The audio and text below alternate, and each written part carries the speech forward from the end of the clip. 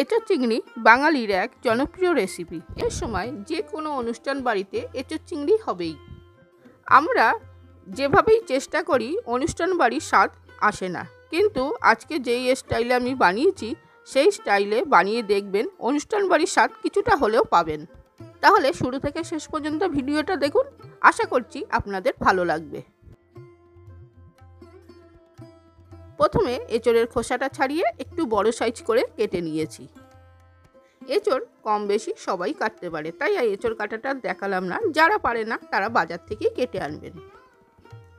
এবার এঁচোড়টা সিদ্ধ করার জন্য প্রেসার কুকারে জল দিয়ে এঁচোড়টা দিয়ে দিলাম, আর দেব পরিমাণ মতো নুন আর একটু হলুদ। হলুদটা দিলে দেখবেন এঁচোড়ের কষে এঁচোড়টা কালো হবে না। এবার ঢাকনাটা আটকে দিলাম, দিয়ে এঁচোড়টা ওদিকে সিদ্ধ হতে থাকুক। এদিকে আমি চিংড়ি মাছটা নুন আর হলুদ মাখিয়ে নেব। চিংড়ি মাছটা ধুয়ে খোসা ছাড়িয়ে নিয়েছি, এবার নুন আর হলুদ মাখিয়ে নেব। নুন হলুদটা হাতে করে ভালো করে মাখিয়ে নিলাম। পুরো চিংড়ি মাছের গায়ে নুন আর হলুদ লেগে গেল।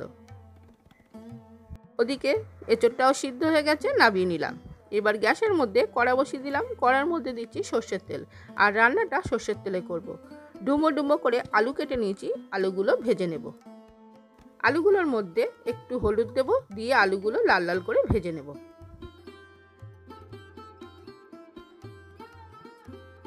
আলুগুলো ভালো করে লাল লাল করে ভেজে নিয়েছি, এবার নামিয়ে নিচ্ছি। আলুটা ভালো করে তেল ঝরিয়ে নামিয়ে নিলাম।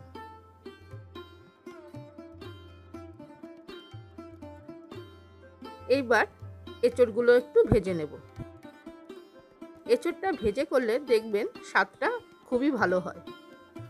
একটু হলুদ দিয়ে ভাজলাম, আর অনুষ্ঠান বাড়িতে দেখবেন ভেজেই করে।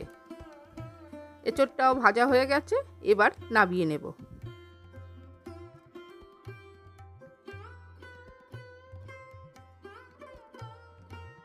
এঁচোড়টা নামিয়ে নিয়েছি, এবার একই তেলে চিংড়ি মাছগুলো হালকা করে ভেজে নেব।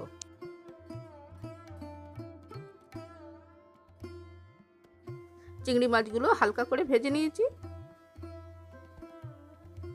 এবার কড়ার মধ্যে আরেকটু তেল দিয়ে দিয়েছি, দিয়ে সাদা জিরা আর পেঁয়াজ ফোড়ন দিলাম।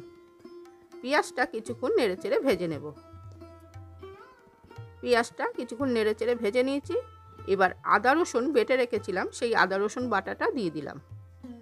আদা রসুনটা যতক্ষণ না কাঁচা গন্ধ যাচ্ছে আমি ভেজে নেব। আদা রসুনের কাঁচা গন্ধটা চলে গেছে। এবার দিচ্ছি একটা বড় সাইজের টমেটো। টমেটোটা একটু ভেজে নেব, কাঁচা গন্ধটা যাতে চলে যায়। টমেটোর কাঁচা গন্ধটা চলে গেছে। এবার গুঁড়ো মশলাগুলো দিতে থাকবো। প্রথমে দিলাম হলুদ গুঁড়ো, লঙ্কার গুঁড়ো, লঙ্কাটা যেমন ঝাল খাবেন সেই পরিমাণে দেবেন। আর দিচ্ছি ধনের গুঁড়ো, জিরার গুঁড়ো, আর সব শেষে দিয়ে দিলাম নুন।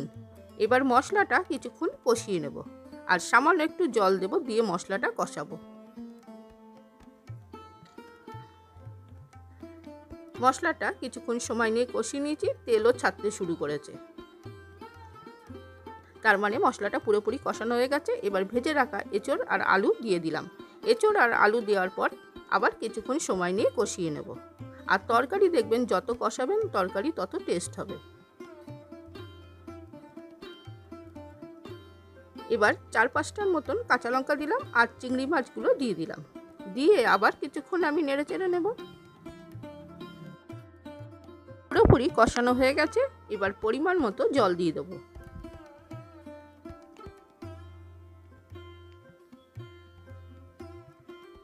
জলটা দিয়ে ভালো করে নেড়ে চেড়ে দিলাম।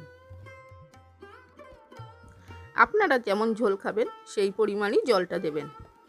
এবার আমি স্বাদ মতো চিনি দিলাম, দিয়ে ঢেকে দেব। আর দেখবেন যে কোনো তরকারিতে একটু চিনি দিলে তরকারির টেস্টটা ভালো আসে। এবার ঢেকে দিলাম। কিছুক্ষণ পরে ঢাকাটা তুলে দেখে নেব এঁচোড় আর আলু সিদ্ধ হয়েছে নাকি। এঁচোড়টা তো সিদ্ধ করা, আলুটাও ভেজে সিদ্ধ করে নিয়েছি, আর বেশিক্ষণ সময় লাগবে না, তরকারিটা প্রায় হয়েই এসছে। এঁচোড় আর আলুটা সিদ্ধ হয়ে গেছে, এবার নামিয়ে নিলাম। আর আজকের তরকারিতে গরম মশলা দিলাম না, গরম মশলা দিলে দেখবেন চিংড়ি মাছের গন্ধটা পাওয়া যায় না।